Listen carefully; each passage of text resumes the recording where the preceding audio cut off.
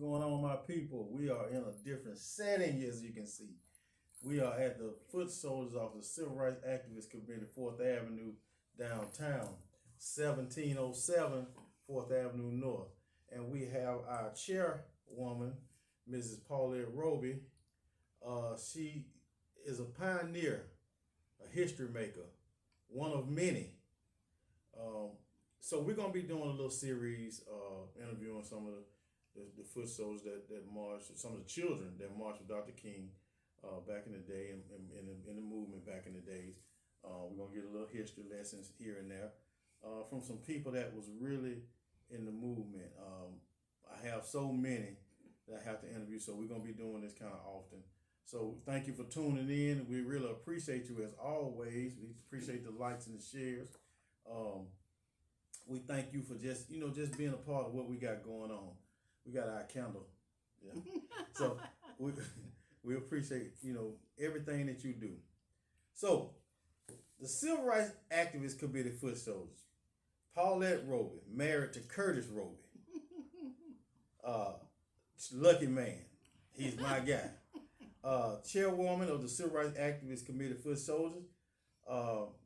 Some organization that we have partnered with, and I said we because I'm of the younger generation of foot soldiers, and we have some younger generation of foot soldiers that we'll be interviewing as well. We have partnered with the SCLC.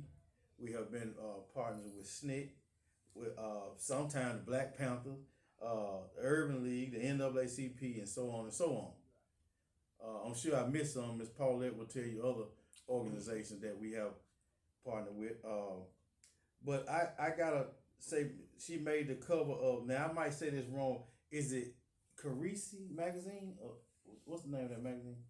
The name of the Cerise or magazine it's I can't Cerise D or something like magazine? Yes. Okay. Cerise D. That's it. That's it. She has the Main Street Hero Award. Now she had plenty of awards, but these some of the ones that I've been a part of, been around. Yeah. She was honored by the Hudson Elementary, along with all the other foot soldiers. We got awards at Hudson Elementary. She was honored by the Jefferson County Barber Commission. I'm sorry, the Jefferson County Commission. We received some awards and honors for that. In this office, we had the Secretary of Transportation, Buttigieg. Yes. I always get his name wrong. Yes. Pete Buttigieg. Yeah, he was pretty nice. And along with Representative, Terry Sewell. Terry Sewell. Yeah, she was here too. Mm-hmm. We want to get into some things. First of all, we want to give honor to a fallen soldier, Shirley Floyd, Miss Myrna Jackson, Hezekiah Jackson. I don't know if they were there some king? Hezekiah Jackson, Miss Myrna Jackson. And we got to give a shout out to Calvin Woods. Yeah, of the Shirley SCLC. Floyd, Calvin Woods. We lost so many. And Miss Myrna's son, Jeffrey Jackson. He passed? Yes, along with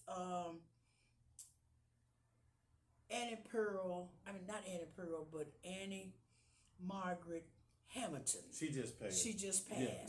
So we have others. We want to give us, just to give a shout out to those people, who were part of the movement, instrumental and helping some of you all get the job that you have today. Right, exactly.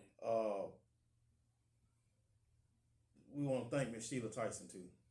Big part, Commissioner big help. Commissioner Sheila Tyson, big part, big help. I want to get into this, so I want to start off with and the trip to Washington.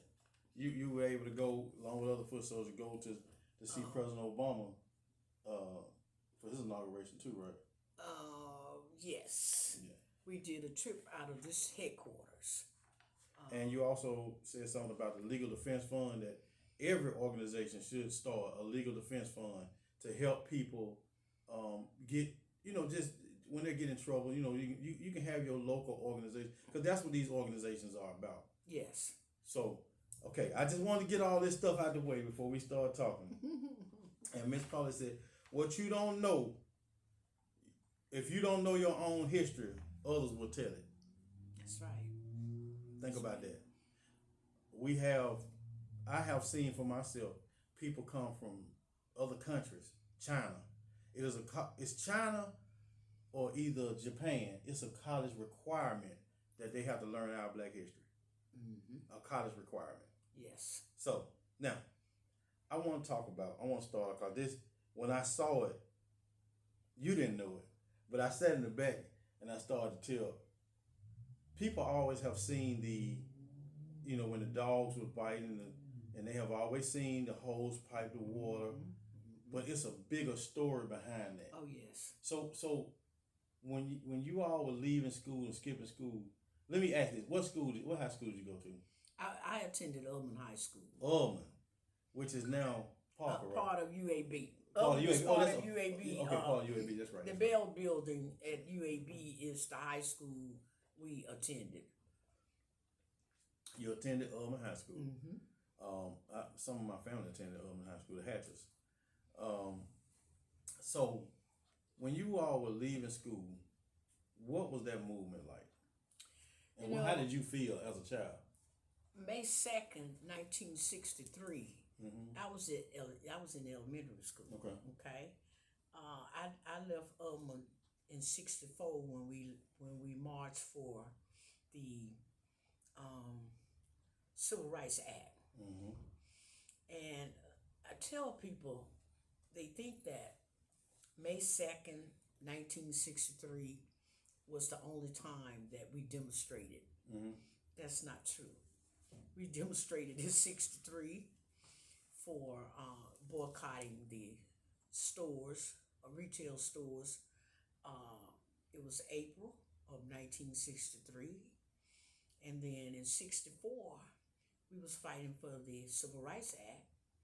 In 1965, we was fighting for the Voter Right Act.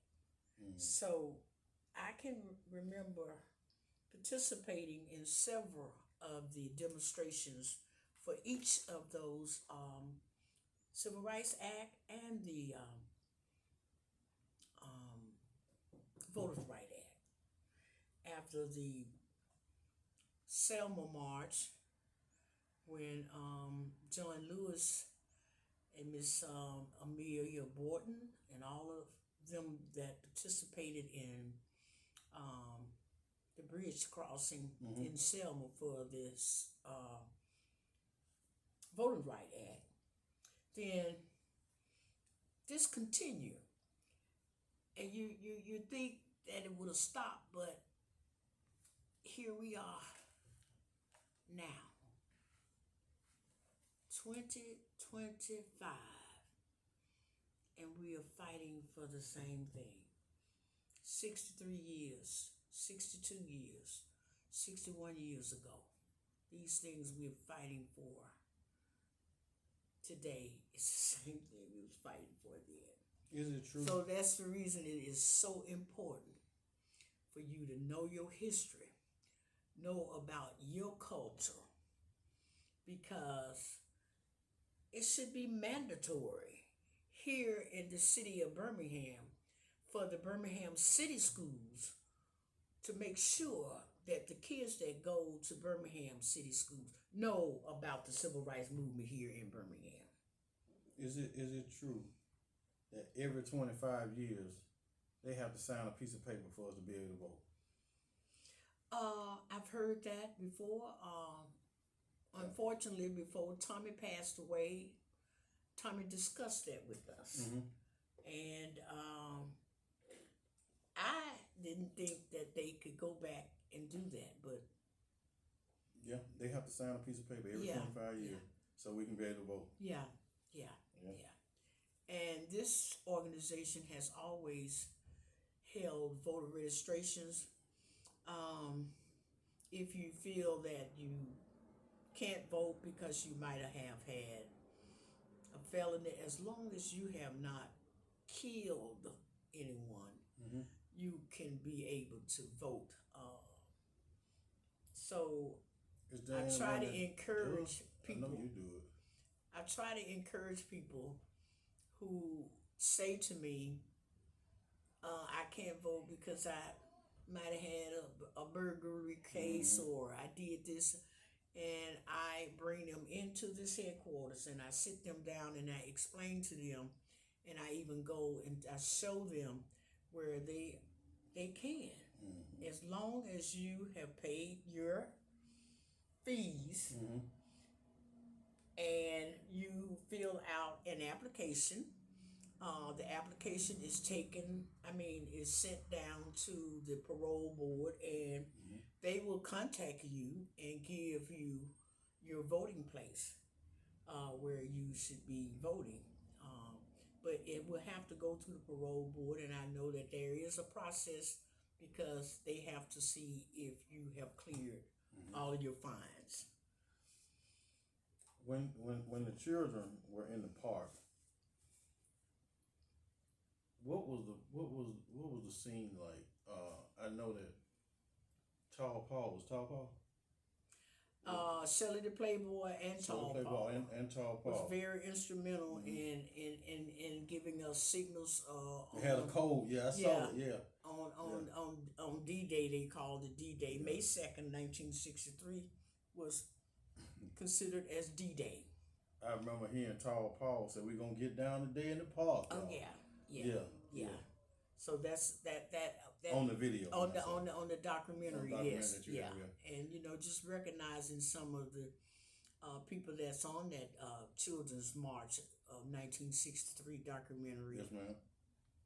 I can recognize some of the scenes and some of the clippings that was on there, knowing that I was in that area at that time. Yes, so as I look, sometimes I be going through books and I see things and I recognize people. My teacher, Miss Goree, she was one of the teachers that was on that documentary, along with Jerome Taylor. He was not in my class, but he was in my sister's class. So I recognize those people, and like I said, Wash Booker was Wash Booker was the reason that I left class when I marched from Ubman in 1964. And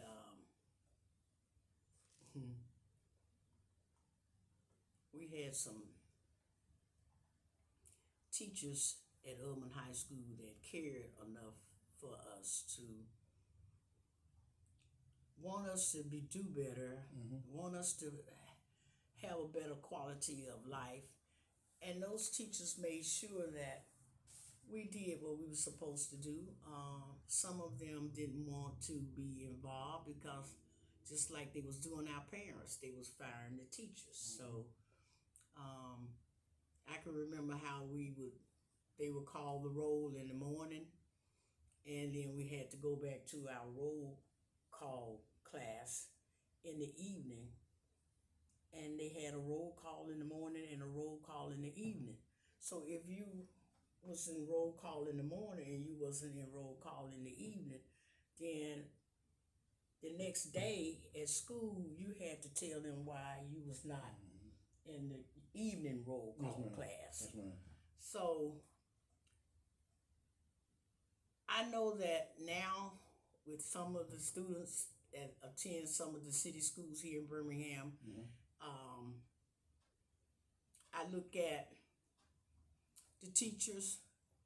I know that they are doing what they best with the tools that they have, but I know that it's different because of the way that they have to do what is told for them to do now from, I guess, the Board of Education along with the state. So I know prayer has been taken out of the schools also. So if you got a good teacher, they most of the time they pray. They most of the time they still have teach you a your way, black history. They teach have you a way of because they don't care about that. Yeah. So that's important. Yes, ma'am. That's important. I feel. I want to go back to something. How important is it for an organization? Because we got to stay on. How important is it for an organization to have a legal defense fund? I feel that's very important. Yeah. Mm-hmm. Yeah. I think it's important because you never know. Yeah. You never know, and we have had people that was in the movement and was very instrumental. Legal when it come down to UW Clemens. Mm-hmm. It come down to J. Mason Davis, Mm-hmm. Oscar Adams, The dog. Arthur Shores. We got the dog bite doctor. We can't leave him. Yeah. So I mean, these are mentors of mine that I can remember. Some of the things that Arthur Shores, his house was bombed because he was representing people that was involved with the movement. There you had Reverend Shuttlesworth along with Oscar Adams with Mr. Armstrong and his boys when they integrated Greymount Elementary School.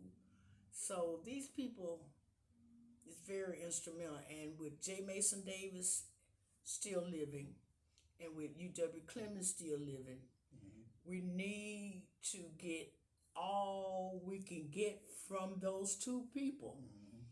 Even Judge Brown, Houston Brown, yeah. Very instrumental in the movement over on Dynamite Hill because they live there. So H.E. Gaston, I can hear E.O. Jackson. Yeah, I can hear their stories and I can relate to what they say to me because there have been times, even with me, in my neighborhood. I grew up in Southtown Project on 23rd Street and University Boulevard now, but it was 23rd Street and 8th Avenue South. And I know how some of the young guys in the neighborhood we'd have nowhere to go, you guys, first of all. We didn't have places where we could come together like you can see how the young people come together at an event center now. But so, I mean, they would just stand and gather together. They might not even be doing anything but just standing on the corner singing. And here come the police. Black Cat 13. Okay? And what got me was the car 13. It had a black cat on that bumper. A black cat on the bumper. I wonder what that was supposed to mean. I know in growing up, 13 was a bad number. Was supposed to be an unlucky number. And a cat supposed to be not, a cat's supposed to be bad luck. This is 13, a cat, this supposed to be bad luck. Did you ever see Bull Connors up close? I was afraid of Bull Connor. And I did see him up close with that tank. The tank. Yeah. I mean, the tank. But I still saw him not up close, but he was out with the police officers and the firemen on the corner. I do remember one Sunday, we was leaving over of New Pilgrim Baptist Church. And when we got to the corner, before we went under the viaduct to Memorial Park, Dr. King asked everybody to kneel down on that corner and pray. We had prayed and had got up and we was gone, and they was still trying to get that hydrant on. And then a drop of water come out of that hydrant. I never will forget that. I remember it's a picture. I never will forget that. Of Nelson Smith. It's 3 preachers kneeling down praying on a lot of those civil rights pictures. And then I saw a picture of Tommy Wren on the back of a truck. Oh yeah. Yeah.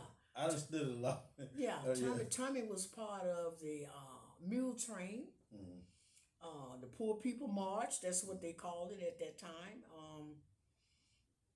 I had gone to San Diego when they started with the mule train. Mm-hmm. So I was only thing I know about the mule train is what Tommy shared with me about that, and we just have to keep telling our stories. Insanity is doing the same thing over and over again, expecting different results. Yeah. He used to always say that. Yeah. They're doing the same thing over and over again. Expecting different results. And expect different results. Tommy used to always say that. Yes, ma'am. So, I got a question. If you had to give a young woman, first of all, let's go. If you had to give a younger Paullette Porter, that was before you got married, Paullette Porter, some advice, and tell that young Paullette Porter something, what advice would you give a young Paullette Porter? First of all, I'll tell her to keep God ahead of your life. Mm-hmm. Keep God ahead of your life. Know that you can't do anything without God. Mm-hmm. There is a scripture that tells about I am the branch and ye are the branch, and okay, what am I trying to say? The scripture that talks about the root and the branch. I expect for you to branch out from, you got one root and you got many branches on a tree. I expect for you to branch out, but I don't expect for you to lose. To get disconnected from the vine. To get disconnected from that vine. Mm-hmm. Yeah. So in order for you to do that, you're going to have to keep God ahead of your life. Because without him, you can't do anything. And I say that because if it was not for him, me and you wouldn't be sitting here right now. If it wasn't in his will for this to happen, we will not be sitting here. So, learn all you can. Read. And now it's so you all have it where you can go to AI or you can Google this or we didn't have that. We had encyclopedias. And every home didn't have an encyclopedia in it, okay? We couldn't go to the library. So you used to have to go to each other's house. We had to go to each other's house. I remember Eugene Mosley grew up next door to me. Eugene Mosley ended up being a captain for the Birmingham Police Department. And how we used to knock on the wall. And how he would help us with our homework. Through the wall. Oh, really? Through the wall. He would help us with our homework. That's right. So we always knew how to make something out of nothing. Yeah. That's just like in current time. That's just like when they said they were gonna take the snap, or they had it on the table, and how we came together, how we've been coming together and making sure people eat. Yeah. I've been loving that. I'm loving that. I'm loving Yeah. that. I really am. Well, we always, I remember my mother had an accident on 24th and 8th Avenue, which is right there. And there was a white ambulance service that used to sit on the corner of 24th Street and 8th Avenue, across from where the new Veterans facility is. Right, Southtown, right. Right where that Shell service station, there used to be a white ambulance service. Hanks? I don't think it was It wasn't Hanks. Hank? It Okay. was called A Okay. ambulance or something like that. But anyway, I remember Hanks. That's why I said. 280 was not out there. Mm. A lot of people don't know that there was a lot of. They took away so many units of Southtown Project that went all the way down to 26th Street before they built 280. So all of the people like Judge Montgomery and Jasper and all of them that lived in Mountain Brook had to come through Southtown Project to get to Mountain Brook. Okay? They either went Southtown Project to get to Mountain Brook, or either they came up 22nd Street up to Highland Avenue. And when they got to Highland Avenue, they would go across in Highland Avenue and then go up Montezuma. Okay. That's 26th Street, okay? Now, 24th Street, because they had to come right through Southtown. And go Montezuma to Montevallo. Yeah. Montezuma went on up, on around to Montevallo, okay? But just think about all the, like I call their name, Judge Montgomery, Jasper, Judge Jasper. All of these was judges in Jefferson County. Some of the people got to know those judges because guess what? They was working in their homes or across the mountain, but they was living in Southtown Project. So my mother had an accident on 24th Street and 8th Avenue. Well, the white ambulance came out, got that white person, and went on. Really? My mother had to wait until Smith and Gaston came from the north side to get her. So Wait. that kind. Wait. You said your mother had to wait Yes, she had to wait. until Smith and Gas. Or either Lumsey. Oh, she passed away. No. That was used to be our ambulance service. Baby. Oh, really? Pools.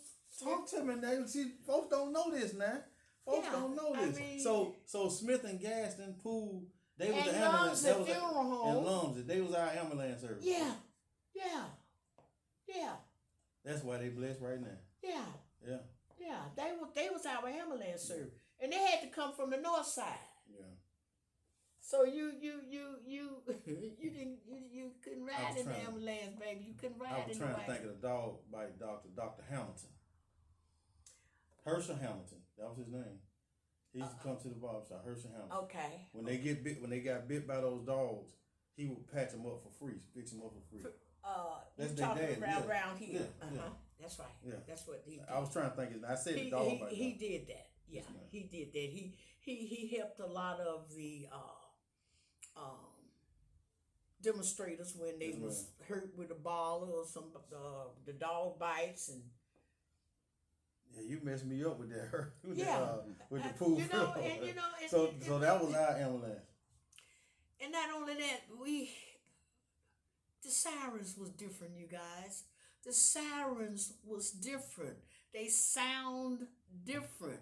We could hear the siren and we would go like, oh, that's the black ambulance. Because of the difference in the sound.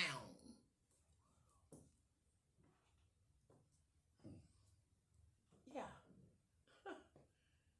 And then how the police would do our young men.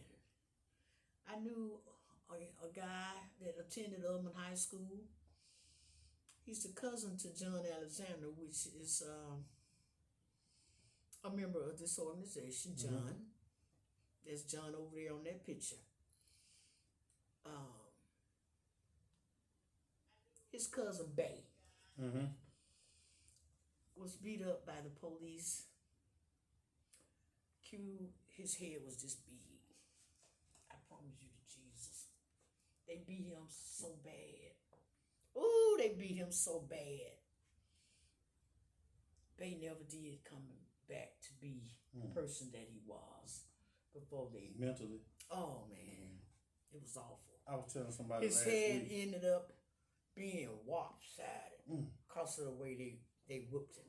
I was telling somebody last week about Tarrant police, and now